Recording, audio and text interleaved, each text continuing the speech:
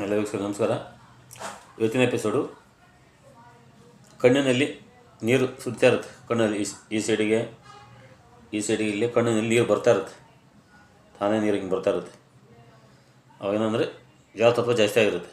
ಕಣ್ಣಲ್ಲಿ ಈ ಥರ ನೀರು ಸುರಿತಾ ಇರುತ್ತೆ, ಜಲತತ್ವ ಜಾಸ್ತಿ ಆಗುತ್ತೆ. ಅದನ್ನು ಕಡಿಮೆ ಮಾಡ್ಬೋದು. ಅದು ಕಡಿಮೆ ಮಾಡುವಾಗ ಒಂದೇ ಕಲರ್ ಬೇಕು.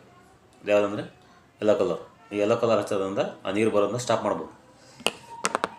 ನಿಮ್ಮ ಎರಡು ಕೈಯ ಅದಕ್ಕೆ ಎರಡು ಕಲರ್ ತರಪಿಂದ ಮಾಡ್ಬೋದು, ಕಲರ್ ಸಂಖ್ಯೆಯಿಂದ ಮಾಡ್ಬೋದು. ಎರಡು ಕಲರ್ ತೋರಿಸ್ತೀನಿ. ಇನ್ನು ಎರಡು ಕೈ ತೋರ್ಗಳು, ಇದು ಐ ಜಾಯಿಂಟ್, ಕಣ್ಣಿನ ಜಾಯಿಂಟ್. ಇದು ಎರಡು ಕೈ ತೋರ್ಗಳು ಮಧ್ಯ ಜಾಯಿಂಟಿಗೆ ಒಂದಿನ ಈ ಕಲರ್ ತರಪಿಯಿಂದ ಯೆಲ್ಲೋ ಕಲರ್ ರೌಂಡ್ ಹಾಕಿ ರೀತಿ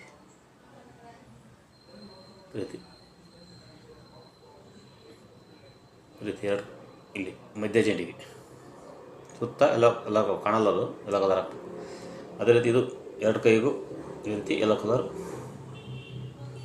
ರೌಂಡ್ ಹಾಕ್ಬೇಕು. ಈ ರೀತಿ ಹಾಕ್ಬೇಕು. ಇದು ಒಂದಿನ ಹಾಕಿ ನೆಕ್ಸ್ಟ್ ಮಾರನೇ ದಿನ ಅದೇ ಜಾಯಿಂಟಿಗೆ ಇದೇ ಯೆಲ್ಲೋ ಕಲರಿಂದ ನಂಬರ್ 4 ಅಂತ ಬರೀಬೇಕು.